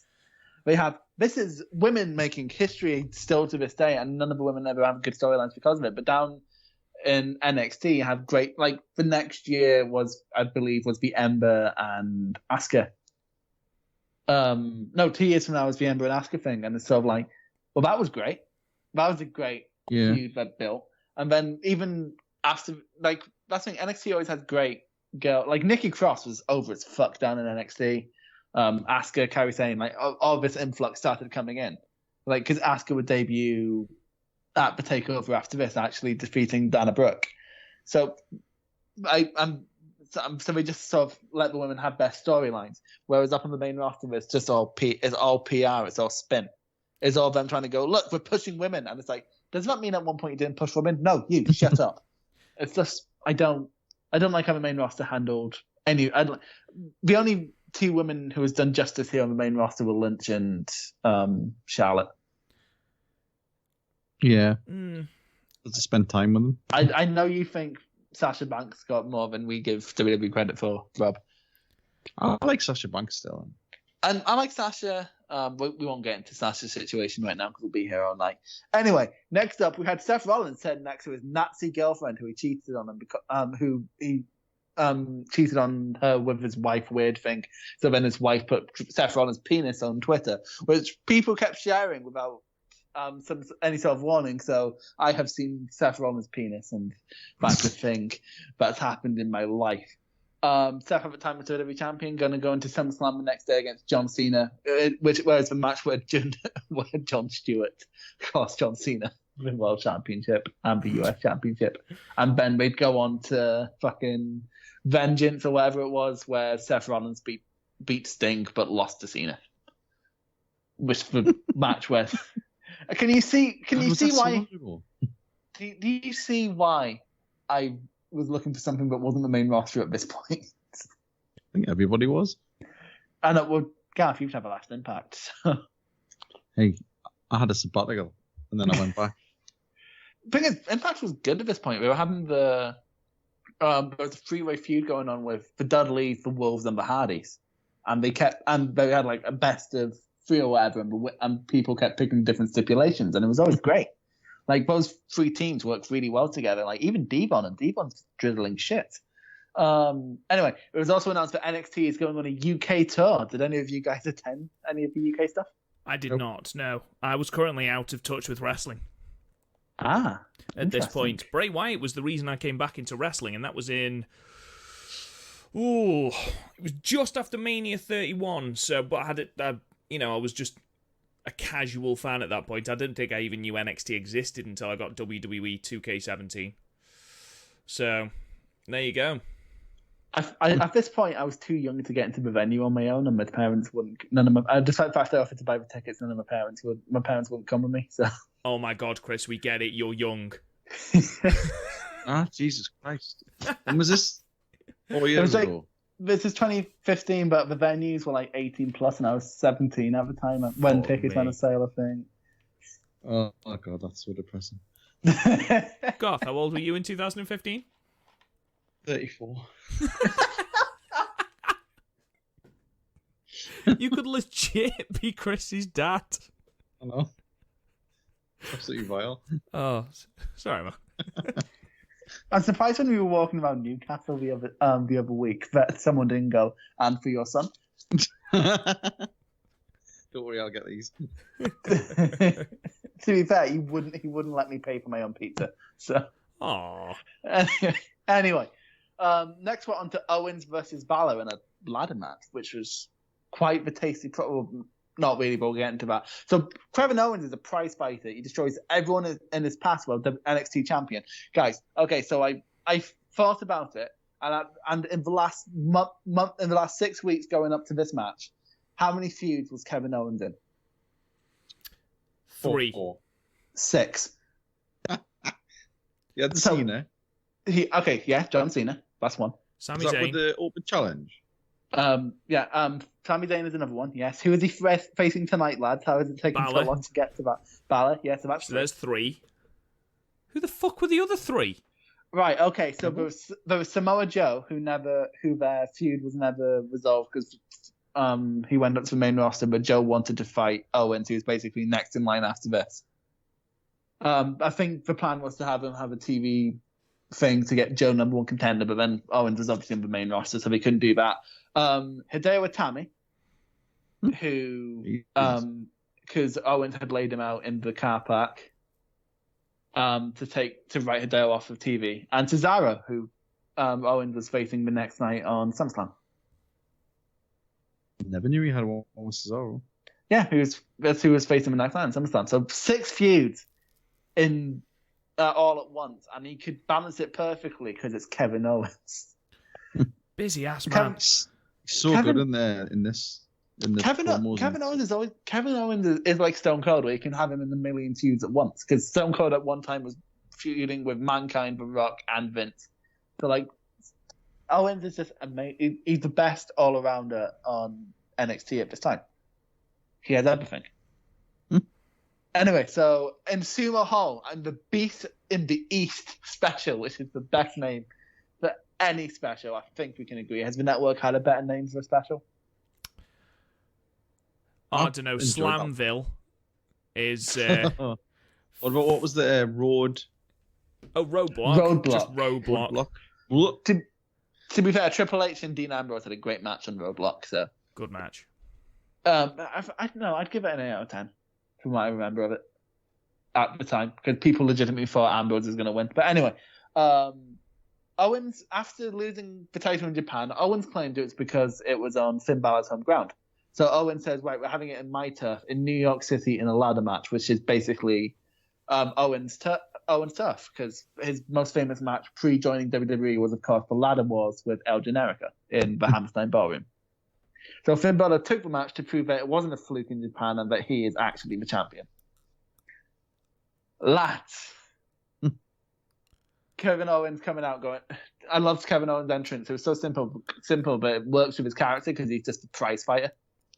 And I love Kevin Owens' style because it is like he's an amateur fighter. He's not disciplined, but he'll punch you in the face. You know what I mean? It's like, you know what I mean though? Like, he's not like Finn Balor. Obviously, the way he moves with like his kicks, he is a very disciplined fighter who has spent time in a Japanese dojo. Oh yeah. Whereas Kevin Owens fights like someone who taught himself to fight. Yeah, and he fights like someone who just wants to get it done. Yeah, he does. That's what played into this match later on. Also, Balor's entrance. We have lost something with the Demon on the main roster. Yeah. And I think it's because they tried to say it's someone else. Whereas down on NXT, it was a sort of a ritual. Yeah. It was like war paint down in NXT, and then up on the main roster, it's just, he turns into a demon. And it's like, fucking, that's like something I came up with when I was drunk and did D&D, not fucking, who are you hiring, Vince? Anyway, Balor's entrance still gives me goosebumps. Any demon entrance in NXT is just a thing. And Balor's still amazing at this time. It's weird, I saw an interview with Simon Gotch where he said Balor didn't want to do his art in NXT. He just wanted his money. And it's sort of like, it's weird because like Balor was like the best worker in NXT at this time. Like, if this is Balor not trying, that is such a... I find that hard to believe. But I say that. I don't think any of my favourite matches of his is in WWE at all. Like, my favourite match with him is probably his match with Bushi at Wrestle Kingdom 8, I believe. And I know you haven't, but believe me, at one point we'll do Wrestle Kingdom 8 because that's such a fucking good show. But anyway, what do you guys think of Balor's entrance? Love it. Free love from Gaff. Because it's, like I keep saying, pageantry. It adds to the big time feel of it. It adds to the grandeur of it all. That's why we watch wrestling. That's why I watch it. I like grandeur. Watches TNA. Well, I still have Moose. I was just going to say, Moose is nothing but pageantry, for God's sake. Okay, I'll give you Moose, but I'll give you no one else in TNA. Killer Cross. He's not pageantry. He fucking waterboarded the Sandman. Yeah, it's all sort of. It's all. That's not pageantry. That's a felony. He should be arrested. Killer Cross legit. It's always weird when I see Killer Cross on Instagram because he's all lovey-dovey with Scarlett Bordeaux, and I'm like, he definitely hits her. Anyway. Whoa. Jesus Christ. I can't divorce Killer Cross's character from him. It's very... Because I just see he plays it so well, I'm just like, that is in real life. Because in real life, Killer Cross would hit women. The character, not the person. We don't want lawsuits here at PodMania because we do not have a legal division. We have 30 listeners. Anyway. So the two started basic. These two fought like they wanted, instead of wanting to do high spots, they just wanted to beat each other up and climb the ladder. There was no mad scramble for the belt. They were very... There was no... it wasn't very graceful, any of it. No, you know, you remember the SummerSlam 98 Triple H versus The Rock ladder match? Oh, yeah. It's like that. Is that where Triple H cuts himself? I can't remember. Rather deeply. No, I don't think it's that one. Oh. That sounds like Rob's. This sounds like more like Rob's era of wrestling. Was it Rob? SummerSlam SummerSlam 98. Might be. I haven't watched. Oh God, I haven't watched that show in years. The highest grossing SummerSlam ever. Yeah, you'll never guess what the second highest grossing SummerSlam ever is. 92. Nope. 2005. Yeah, did you watch the same review as I did? No, but 2005 is Shawn Michaels versus Hulk Hogan. I mean... Yeah. Yeah, that where he oversells everything? He was like a salmon. We need to do that show at some point. Spider Monkey Michaels. Hop on, Spider Monkey. Twilight. Anyway, there's a point early in this match where someone got ejected. Yes, and that was where all the crowd was just turned. You see it on the hard cam where the two are wrestling and everyone is just turned round watching this person go. I looked into this. I keep seeing conflicting reports, but the one I keep seeing, I saw come up more than once, is that the guy tried to throw a streamer when Balor came in. God. And of course, WWE has none of anyone throwing anything. No. Understandable, to be fair. Fun will be had. You and your fun. You marks will not have your streamers. But yeah, so and then like 2 minutes later, it's like welcome back, and he was allowed back in. It was probably it was just a streamer. Yeah, sorry mate, just get the fuck back in. Because we're ruining. To be fair, they brought it back. They did bring it back. So bring what back? The crowd. The crowd I see what you mean. Sorry, I was like, fuck's sake. There was no streamer. It went into the crowd, grabbed the streamer, like, let's try this again. Really, I mean, the crowd was sort of in and out of the match. It always seemed to be whenever like there was a ladder shot, the crowd were sort of popping big for it. But then it got to the we want tables, and it's like, fuck you. Yeah, fuck off. It's like an Impact crowd. Anyway, when ladders did come into play, it took a while. Owen started destroying Balor with ladder on the outside. He teased a cannonball into the ladder, but just stopped and punched him. Brilliant. I thought that was great. That's such a simple heel thing. Total work the crowd. Exactly. We ended up brawling into the crowd, which was mad. Then they came back and Owens just threw Balor at Byron Saxton, which makes him my hero. It's like last year when Jay White kept attacking Kevin Kelly. I'm like, please keep doing that. Which, by the way, Kevin Kelly can still fuck off. Sound excited, for fuck's sake. Anyway, Balor starts climbing the ladder, but Owens pulls him down. There was only one crazy ladder bump all night, and that was at the end. Well, I mean the one with where we sort of run and drop kicked the ladder. Okay, yeah, but that's not exactly a ladder bump. I don't think the ladder was meant to go flying like it did. Yeah. It's not as bad as in fucking MSG earlier this year for Ring of Honor. Jay Lethal threw the ladders out and it hit someone. Great. And the crowd were chanting, that's a lawsuit. Which is great. Anyway, so they kept jostling. Like, literally, none of this match had ladders, basically. The biggest spot was Balor getting apron bombed because that took out Zayn, that took out Cena. So some great stuff. Anyway, Owens also powerbombing Balor off of it, sets up a ladder bridge to deliberately do his weird superplex thing. Like Owens has a certain way of doing a superplex, where's him on the top rope.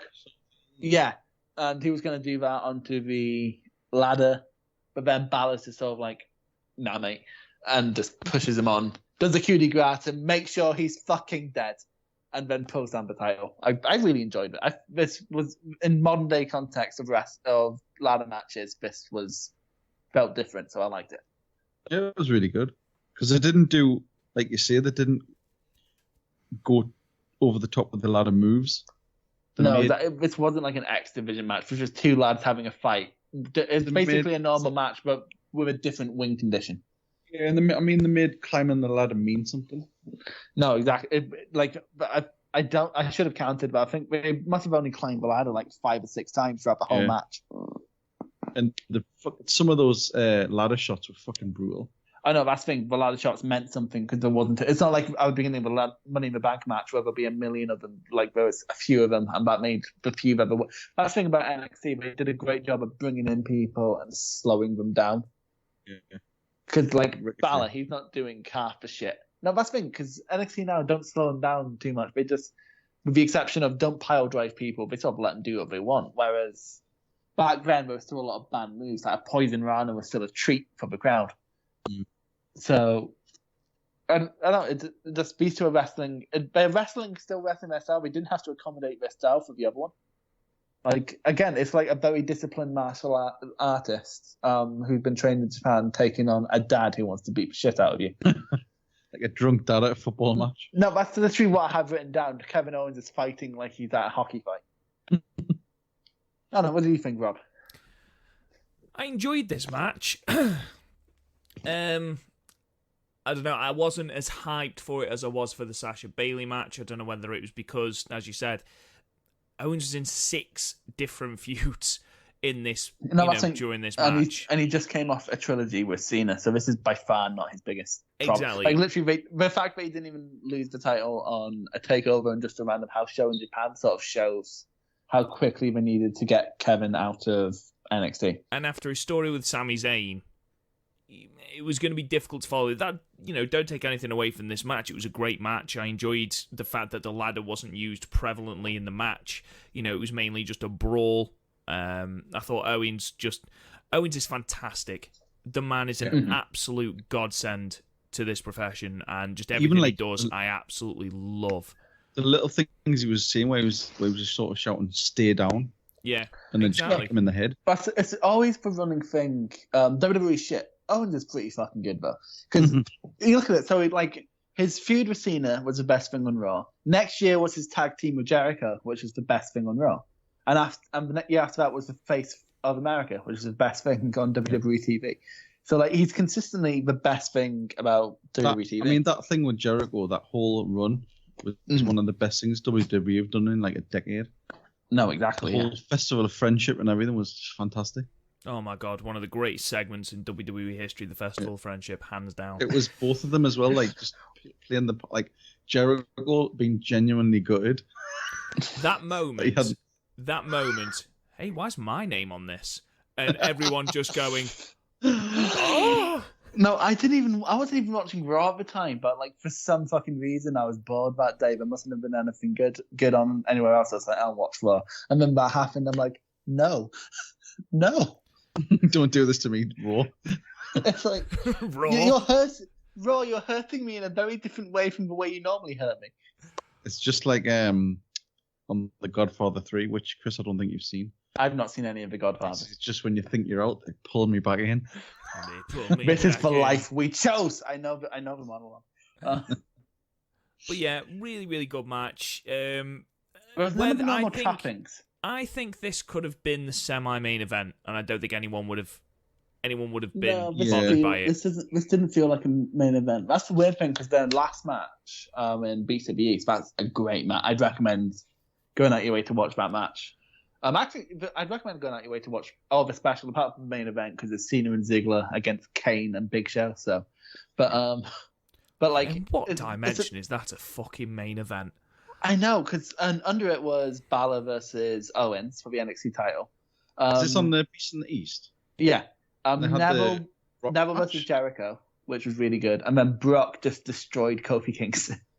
Yeah. Because it's funny, Kofi Kingston came out going, yeah, I could beat Brock. And then Lesnar came out. It's like, no, I can't beat Brock. Oh, no. And then Lesnar just destroyed the whole New Day. But anyway, I like the difference in this match, but at the same time, I can't remember much from the match. If I didn't have my notes in front of me, I probably couldn't remember it. But it was one of those objectively really well-worked matches, which I think, like, from how well-worked it is, deserves an 8. But, like, I don't remember much from it. Garth, what are you going for? I've gone 7, but I'm happy to concede again on this one. It's 7/8. Yeah, it's a 7/8, isn't it? I think just because Owens makes everything fantastic, I'm going to give him an 8. You're right, Chris, with what you said before. Balor hasn't worked. Like, I mean, I have no problem saying I find Finn Balor on the main roster incredibly bland. Incredibly main roster boring. thing, yeah. You know, Although the only good thing about Balor on the main roster was when he came out at WrestleMania 33, I believe, with because he was doing the Balor Club for Everyone thing, which I thought was great, especially since he has to go to Florida and face homophobes. Oh yeah, But, the Pride thing was fantastic. But what I loved was where he came out with a bunch of LGBT people wearing his thing, and then just someone I think it was Matthew from Botchamania captioned it on Twitter, Finn Balor accompanied by all the men who he helped realize was gay. Excellent. Fantastic. So yeah, ultimately, a relatively decent show. So No, this is a great show. Well, this is something I want to say for the overall thing. It was paced like a WWE show. And this is why I get so annoyed that WWE shows are so shit, because you can do shit like this and it's still really good. Yeah. Yeah, no, I agree with you, mate. I agree with you. It's a good show. One of the better NXT takeovers, especially of this early run. The standout. Yeah. I think with the takeover before this, where like every match was awesome. But yeah, in terms of like just everything coming together, this is great. This is where NXT takeover started becoming like from a niche thing to this has to be on every wrestling fans. Like, because they used to be on a fucking Thursday, which was good for me because I'd get home from school. I used to watch it. No, I think because I'd get home from school, I have a half day, and it's like, oh man, yes, NXT.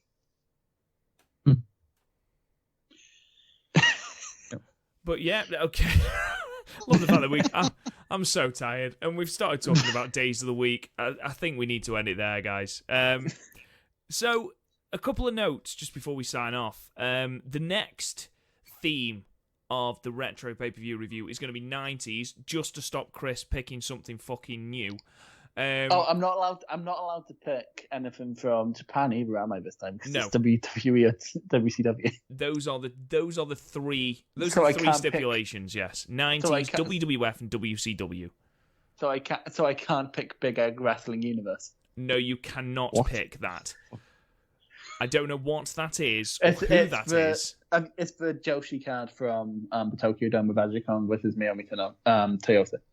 You're such a fucking mark. It's untrue.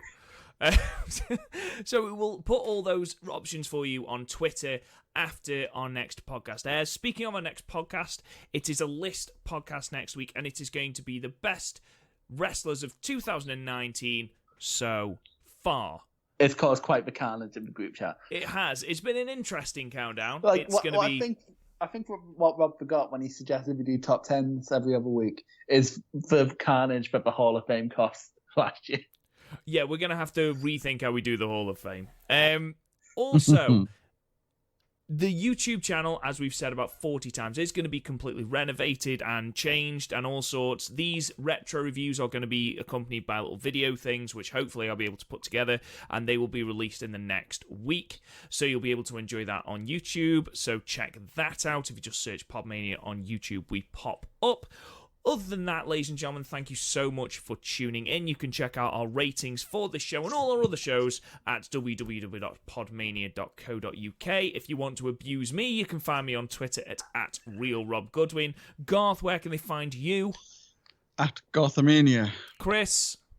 At CandyChris97. Of course it is. And you can also find the podcast at PodMania. Please subscribe to the podcast. You can find us on all manner of podcast platforms. We are literally everywhere. We are like chlamydia. You can also find us on Facebook and Instagram. Please check us out. Thank you so much for listening, guys, and we'll talk to you guys again soon. You've been listening to the PodMania Pro Wrestling Podcast. Follow us on Twitter at PodMania, Facebook at PodMania Podcasts, and YouTube and Instagram at Real PodMania. And check out the website podmania.co.uk. Until next time, wrestling fans.